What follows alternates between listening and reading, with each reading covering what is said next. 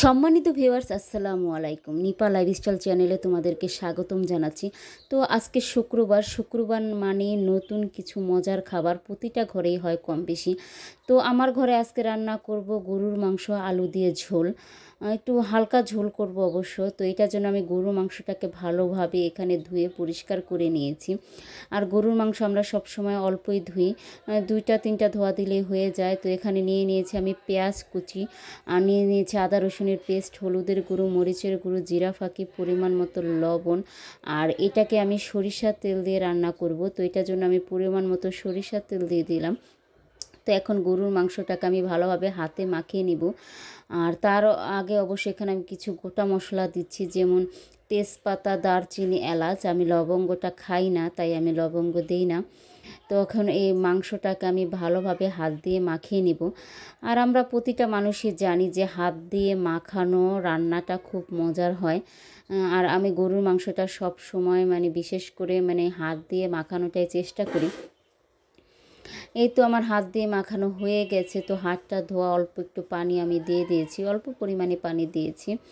আর এখানে কিন্তু আমি চুলাটা অলরেডি ধরিয়ে দিয়েছি, কারণ আমি রান্নাটা বসিয়ে দিয়েছি। আর এখন ঢেকে দিয়ে আস্তে আস্তে গরুর মাংসটাকে আমি ভালোভাবে কষিয়ে নেব। একটু ঢেকে দিয়েছি, কারণ গরুর মাংসটা ভালোভাবে কষাতে হবে। এই তো কিছুক্ষণ পর আমি অবশ্য নাড়া দিলাম, প্রায় 5 মিনিট পরে আমি একটু নাড়া দিলাম। আমার একটা পেঁয়াজ কিন্তু আলাম রয়ে গেছে, তাতে কোনো সমস্যা নেই। গরুর মাংস ভালোভাবে কষানো হলে পেঁয়াজটাও গলে যাবে। আর এখানে আমি 3টা পরিমাণে হাড্ডি নিয়েছি, কারণ আমি হাড্ডি খেতে খুব পছন্দ করি। আমার হাজব্যান্ডও হাড্ডি খেতে পছন্দ করে, তাই সব সময় বাজার থেকে গরুর মাংস আনার সময় সাথে করে এরকম হাড় নিয়ে আসে, ক্যালসিয়ামের জন্য আর কি, যেটা। তো ভালোভাবে কষানো হচ্ছে আমার মাংসটা। আর এখানে কিন্তু আমি একটু গোলমরিচ দিয়ে দিয়েছিলাম। আর আমার কাছে মনে হয় গোলমরিচটা দিলে মাংসটা খেতে ভালো লাগে, বিশেষ করে গরুর মাংসটা। আমার কিন্তু মাংসটা প্রায় কষানো হয়ে গেছে।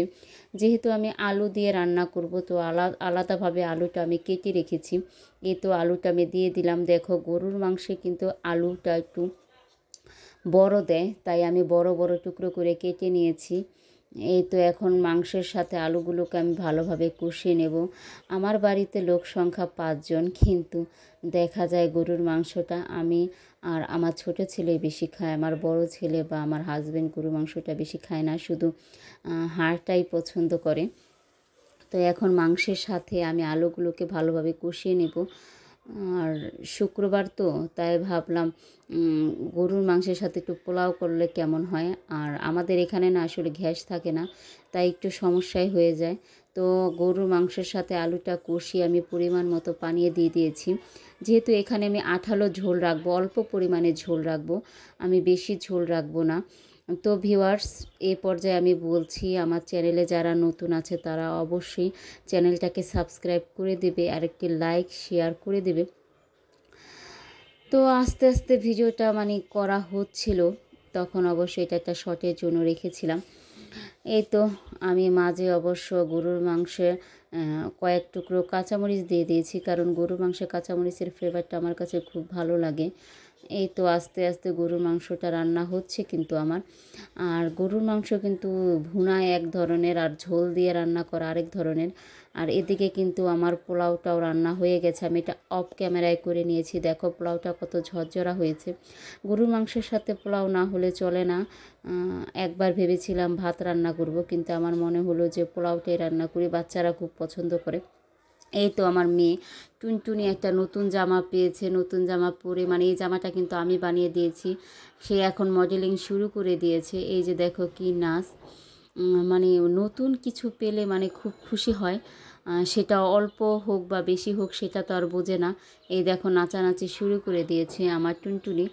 আমার ছোট মেয়েটা, আমার একটাই মেয়ে, খুব আদরের। প্রতিটা বাবা মার কাছে তার সন্তান খুব আদরের। এই তো মেয়ের নাচ শেষ, এখন আমি আদা রসুন কাটবো, সেটার জন্য আমি আদাটা আগে কেটে নিয়েছি অফ ক্যামেরায়।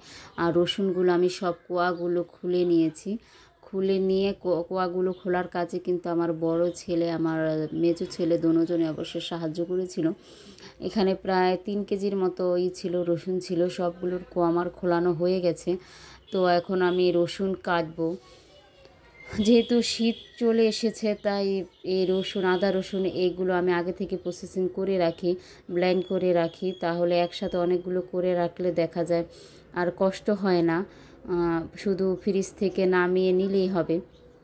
তো এই তো সবগুলো কোয়া খোলা হয়ে গেছে। এখন আমি যেগুলো এখন কাটবো সেগুলো তো আমি পানিতে ভিজিয়ে রেখেছি, আর যেগুলো এখনও কাটবো না সেগুলো আমি এখানে খুলে রাখলাম। এই যে আমি কিছু অবশ্যই করে নিয়েছি। এখানে একটা মানে প্যাকেট আদা কাটার জন্য যতটুকু রসুন দরকার ততটুকু রসুন আমি মানে কেটে নিয়েছি, চোকলাটা ছিলে নিলাম। তো এখন আর বাকিগুলো আমি ছিলে রাখি এই কারণে, যেহেতু দেখা যায় যে কোনো খাবারই আমরা